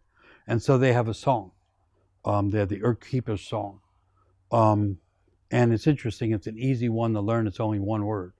And the word is azima, and it means gratitude to the earth, but also gratitude for the gift of life. Again, connecting the individual soul with its inner light to the earth and its inner essence, also to the sun, because Azima in the middle of it has Z-I, which is the Dagara word for star. And so it's a reminder that we live on a star. The earth is a planet, and the word planet means wandering star. We live on a wandering star in a cosmos where there's a wobble that keeps everything going. That's why it's wandering. And we are born of the star of the earth, and therefore we're born of the stars, and we have a speck of star inside us, and even modern science kind of agrees with that. And so we're praying for our own inner spark of life, and we're praying for bringing the sun back, and we're praying for bringing more of the gift of life back into the world at this time where there is so much destruction and devastation happening in the realm of nature and in the realm of culture. And that song, Azima, goes like this. Azima wo, Azima wo, Azima wo, Azima wo, Azima wo, Azima wo, Azima wo, Azima wo, Azima wo, Azima wo, Azima wo, Azima wo, Azima wo, Azima wo, Azima wo. So that's an easy one to sing, and you can sing along, and eventually at the end we'll all sing together. But in the meantime, on the way to the final verses of the song, Bringing Back the Light, we want to hear prayers. Prayers for the moment, prayers for the future. We are part of making the future. Creation is not something that happened back there somewhere and we're in the aftermath of it. All ancient cultures understood creation is actually recreation. The world is being recreated all the time, and winter solstice is a magnificent demonstration of the light coming back from the dark, of recreation beginning again in its own cosmological way. In joining in that, someone sent this. Preston, now age 21, is being released from prison at 8 a.m. on this solstice morning to serve probation in a small town where he has no family and no friends. So please pray for the highest and best outcome for Preston, that he and his family and all those involved find the courage and the strength and the resources to help him find a safe place to live and a job and to be amongst a supportive community for Preston, now age 21, being released from prison on this solstice day. May he find that safety. May he find that community. May he find that way to walk a better way in this world. It's interesting how prison is a bit of a theme. There's a way in which we're all imprisoned by our own false ideas about ourselves. And so prison is a good symbol for the fact that we all want to be released in a bigger, better way. And that's part of bringing the sun back, because it's part of awakening a deeper spark of life in our own selves. Please say a prayer for my daughter. Her 5-year-old child has been taken into protective custody by the state of Oregon. And regardless for the right or the wrong of this, it is very painful to feel and be a part of. Please say a prayer for my daughter. So for that daughter who's a mother, and for that child, may everybody find their way back into a healthy connection with each other. May they find their way.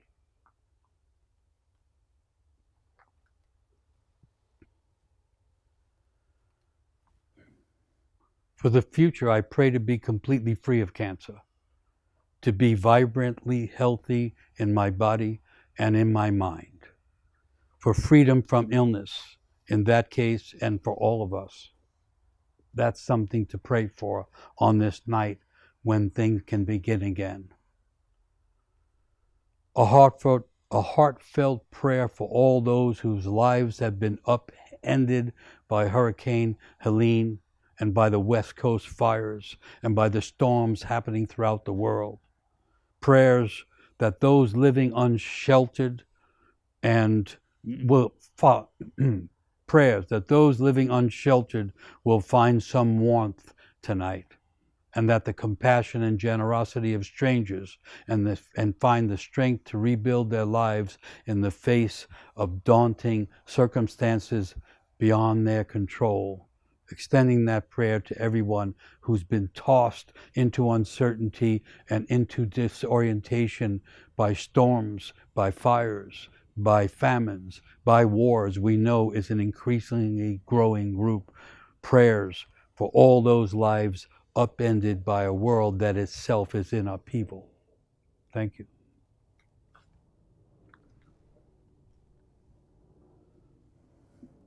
Continue with that theme.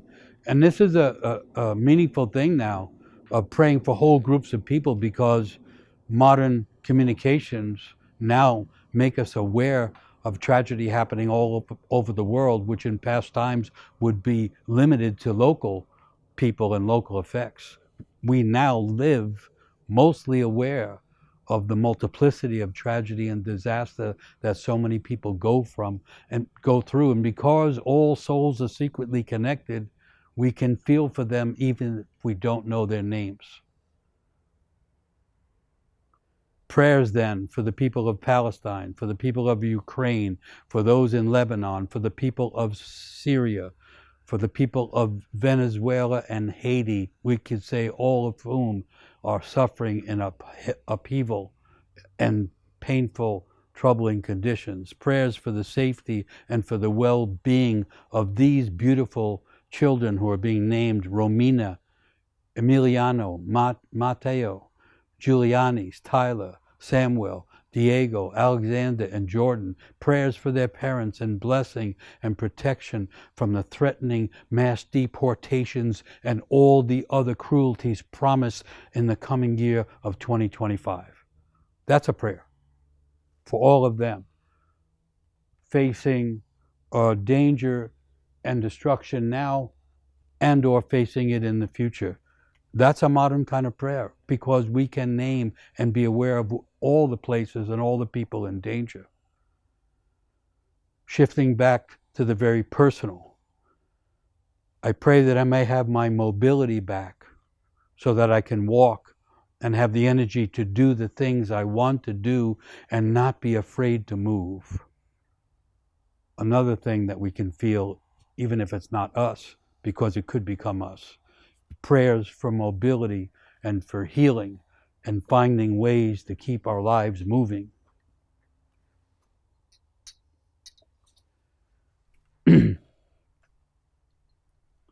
I want to send prayers to children who are without elders and guides and caretakers, those who are drifting and hurting and feeling alone and feeling disposed of, those who don't feel the love from others and therefore can't feel it in themselves, for all those children that are abandoned or lost or somehow feeling exiled in this world.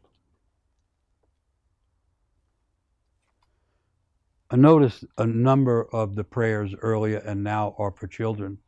And it's partly, I think, the awareness that with the world in so much upheaval, the weight and the pressure and the disorientation is falling all the way down through the culture, and children have no defense against it. They inhale it like the atmosphere. And so I think part of our souls know that it is harder to be a child now.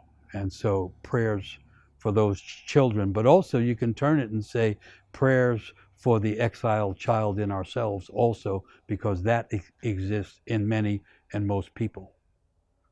May I shine my own light without the cloak of anxiety and depression in order to serve the world better. Beautiful prayer. In other words, we have to let go of some of our attachment or even take off the cloak of depression if we're going to give from our life to the world. And it turns out that it's in giving to others and giving to the world that we find more life ourselves. So seconding that prayer.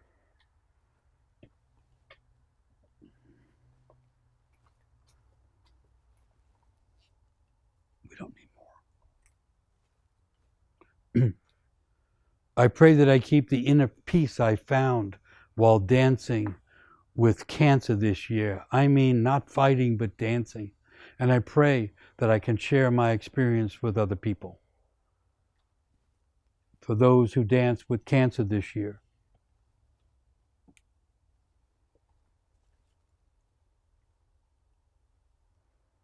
You know, the old idea is when someone comes through something life-threatening, they're either a smaller person or a greater soul. And in hearing that dance with cancer and the idea of sharing something after being in the underworld of cancer has that sense of being a greater soul after the tragedy. Thank you. I pray the scales may fall from my eyes and stones break away from the hearts of those at the highest levels of power, that they may see and feel our interconnectedness to each other and join us in this ensouled world. Okay?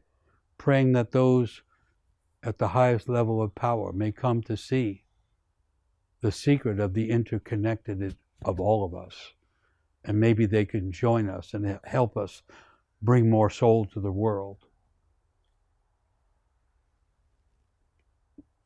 That would be a great thing.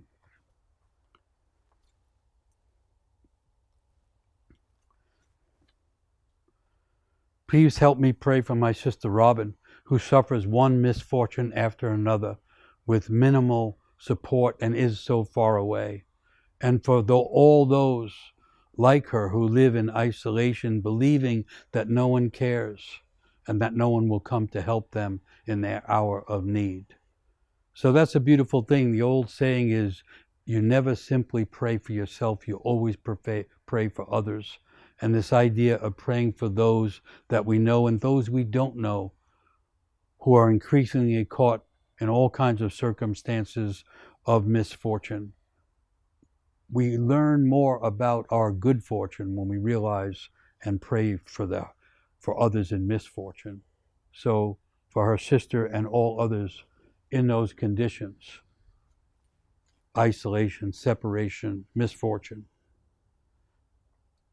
Prayers for my young cousin Crystal, who is ill with cancer and searching now for a transplant match. Painful for everyone involved, uncertain for everyone involved. May they find the match, may they find a cure for the cancer, for the young Crystal.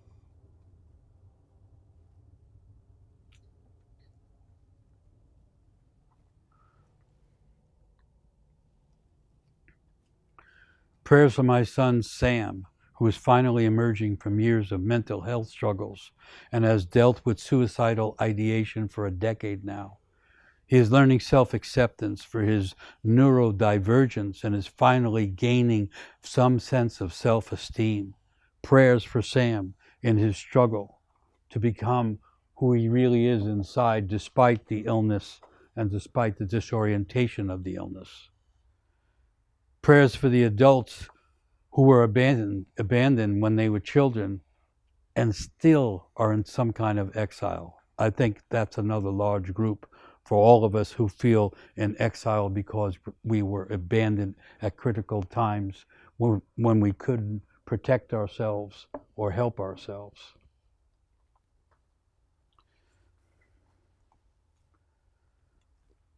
I pray that I can overcome my constant fear and excruciating high stress levels and body pain. That person could be speaking for all of us, I think. Prayers that she or he and we find ways to heal and survive our various levels of fear, stress, and body pain. My prayers for everyone, regardless of the changes, the pain and the suffering, regardless of the global unraveling, that they and we can all reconnect to our deep self and be who we are from that inner knowing. So a prayer for all of us to find that deep connection and expand our sense of knowing ourselves from the inside.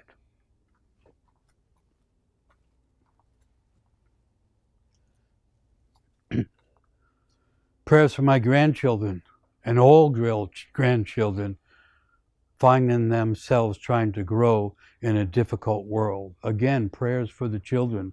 There's an instinctive sense that when we feel the kind of stress we feel, it's being felt by our children as well.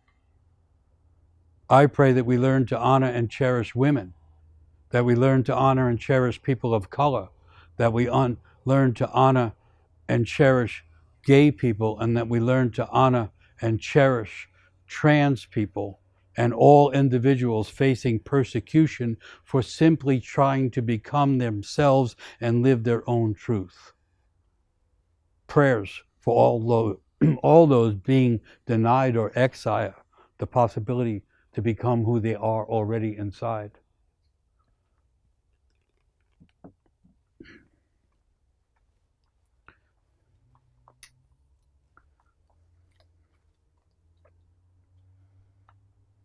In the midst of this, it almost seems like we could go on forever because there's so many things that need to be prayed for. And because we all have a hidden gene that makes us capable of prayer. Prayer was once defined as that which happens whenever you're not simply thinking about yourself. The oldest prayer ever found, inscribed on something very ancient, said something like this: to all the gods that I know I have offended, and to all the gods I don't know that I might have offended, may I please be forgiven and released from pain and insecurity. The oldest prayer. I pray that humans will learn again how to participate in loving reciprocity with the song of the earth and help in the flourishing of all her creatures, so that we all get a greater connection to the song of the earth, to the rhythm of the cosmos, and to the hearts of nature and all of the other beings that are here secretly connected to us. I pray for my brother and all who are caught up in fear, in racism, in xenophobia. May we all somehow feel the interconnectedness of all beings. This is a very contemporary prayer. The awakening, the realization of the deep interconnectedness of all beings. We're all children of the earth. We all live on the earth, and we are all here to find a better way of being on the earth, and understanding that we're all interconnected is a beginning for that. I mean, you think about what's happening in governments and the things that are happening that are dividing people in order to conquer people, and the opposite is promoting understanding and living more deeply in the awareness of the interconnectedness of all of us.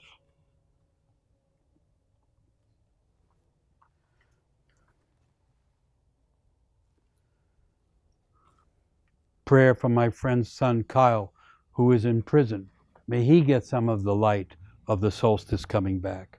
Prayers for all the children who are living on the streets tonight, that they will find warmth and food and people that will care for them. We're back to caring for the children, and as if we're also talking about those childlike parts of ourselves that still live in some kind of exile and fear of winding up unsafe and alone.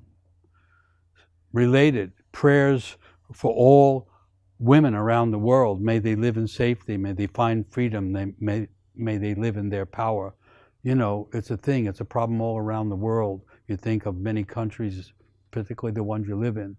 Women are at risk. It happens when everybody gets scared. Prayers for all the women and girls who have been kidnapped and disappeared, and for their families who cannot and will not give up the search for their loved ones. Another tragedy that's part of the atmosphere that we breathe. Prayers for all of them.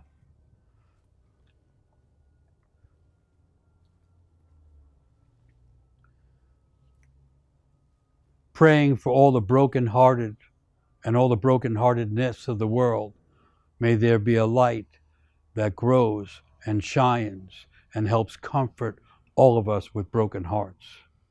You know the old saying, the broken heart is the only kind to have, because otherwise no one can enter.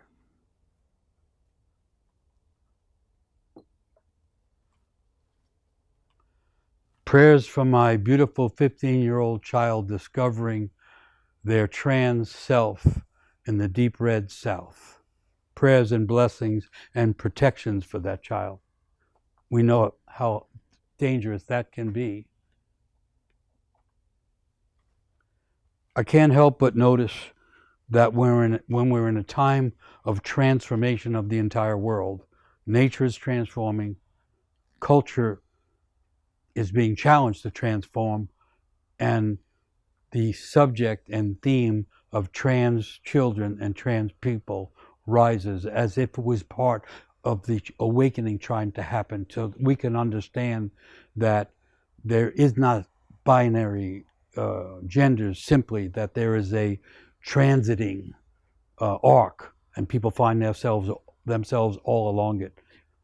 The breaking up of the sense of binary right and wrong polarization is happening at all kinds of levels, including that level. I pray my youngest son, now 18 years of age, will find a desire to be fully alive. For that son, we pray for his aliveness, and through him for others in similar conditions. Prayers for the inner children inside us all, that they may be seen, heard, and healed, so that we may all grow ourselves back into a true version of ourselves.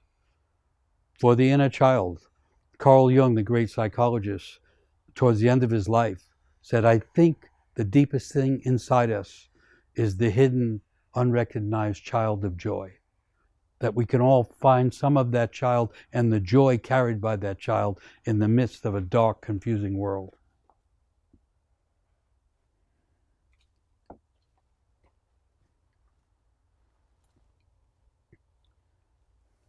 Simple prayer, but profound. I pray I can find my tribe.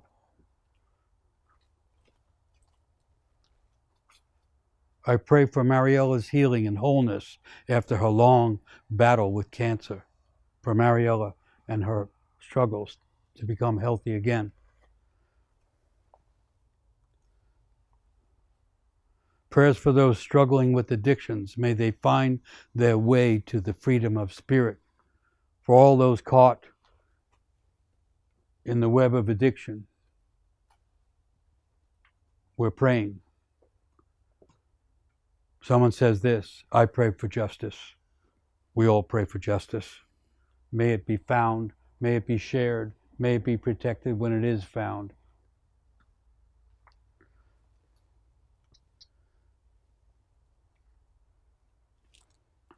This one is sweet. I pray, where'd it go? I pray that all lovers find their beloved.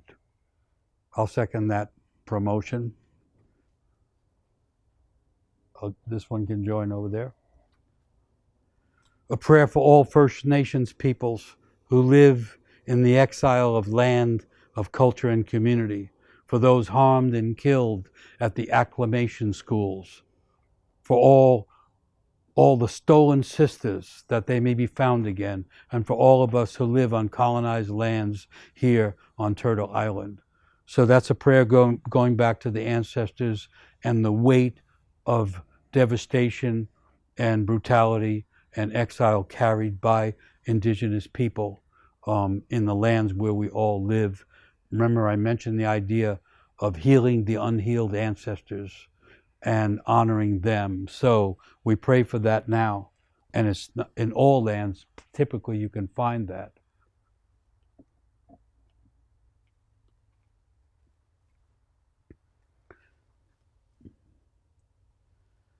Prayers for all the people who have tragically lost their lives due to the failures of the healthcare system.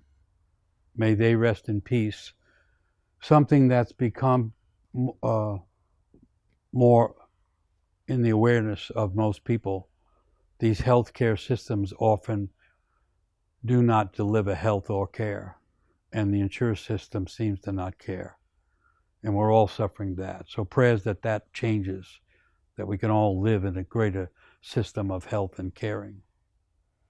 On the political side, I pray for democracy, that it be kept alive in our hearts, for equality, for kindness, for cooperation, for communication, and for harmony.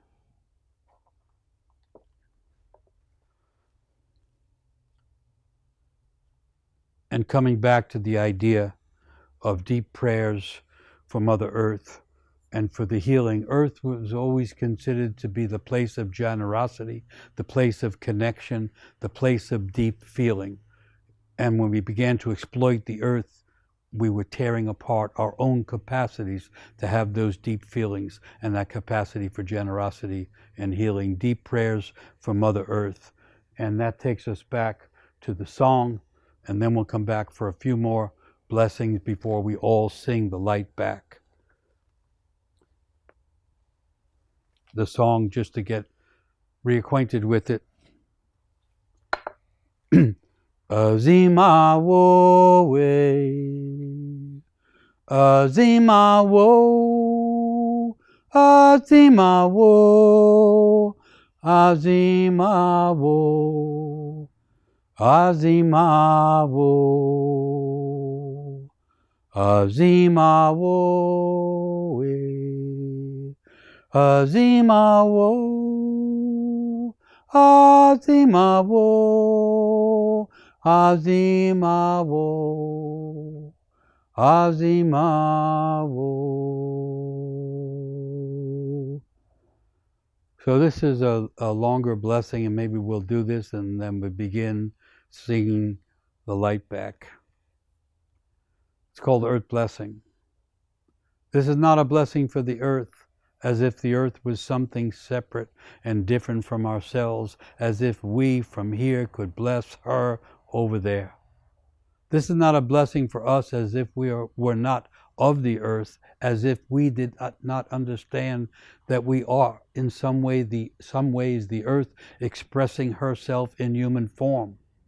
Instead, this is a blessing for the exquisite co-emergence of all life that tries to blossom together, ever interbecoming with the unfolding of our Mother Earth. May we learn better to love our blue-green planet that is also secretly ourself. May we invite this love to guide ourselves and our actions. May we invite this love to open our hearts to the astounding miracle of life in its many forms here on our own earth. Thank you for that blessing, and may that blessing include all of us, an expansion, a blossoming of love in a time of great difficulty. That's something to pray for. And I hope that it happens and that we all can be included somehow. So we've gone from the remembrance from those who have passed on through the forgiveness for things that we need to release. And now it's as if we have cleared the ground, cleared the way for us to offer our own prayers and our own voices to the song intended to bring more light back into the world. Because tonight, whether we do this or not, but it's better when we do it, the darkness turns back towards the light. It's a miracle of life. It's an example of the recreation of the world. It's a dynamic intended to demonstrate to us how in times of darkness we can find a deeper sense of self and a brighter sense of light within ourselves. I wish that can happen for all of us, and I wish when that happens it can bring healing to all those who have been mentioned, all the individuals and all the groups and all the parts of ourselves. And so now we just sing. It's one word, Azima. You can't get it wrong, but every mistake is a new style, so don't worry about that either. And whether you sing in tune or not doesn't matter. The idea is we're going to lend our breath and our voices to this moving from the light, from the far reaches of night back into the world, and watch what will happen. Day by day, the world will become brighter again. I guarantee it. I'm joking, but this is something that happens on the earth at this time every year. It happens in the cosmos, and it happens any time we are fully aware it happens inside ourselves. And this is practice from those moments of being in wholeness and being aware, where we realize we are here to bring our own speck of life into this ever darker world that we live in. Azima. Here we go. Azima wo Azima wo, Azima wo, Azima wo, Azima wo, Azima wo, Azima wo, Azima wo, Azima wo, Azima wo. I want to add something to the song. It turns out that if, while you're singing, you stand with your feet approximately shoulder width apart and you slightly bend your knees, you can pull energy up from the earth. The earth is generosity profound, and the earth is constantly trying to give us energy.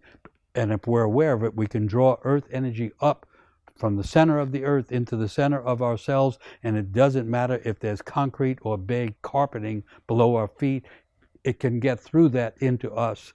And so try singing the song that way.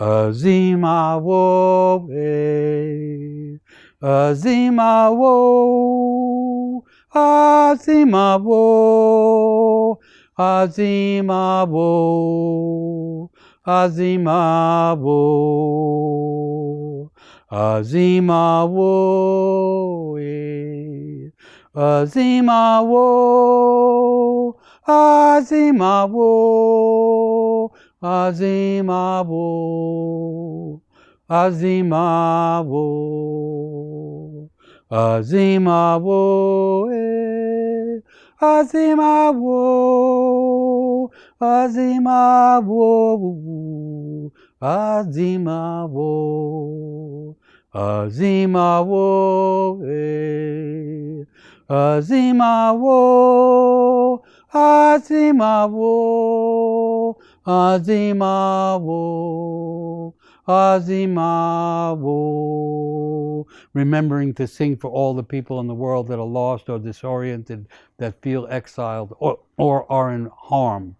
Azima wo, Azima wo, Azima wo, Azima wo, Azima wo, Azima wo, Azima wo, Azima wo,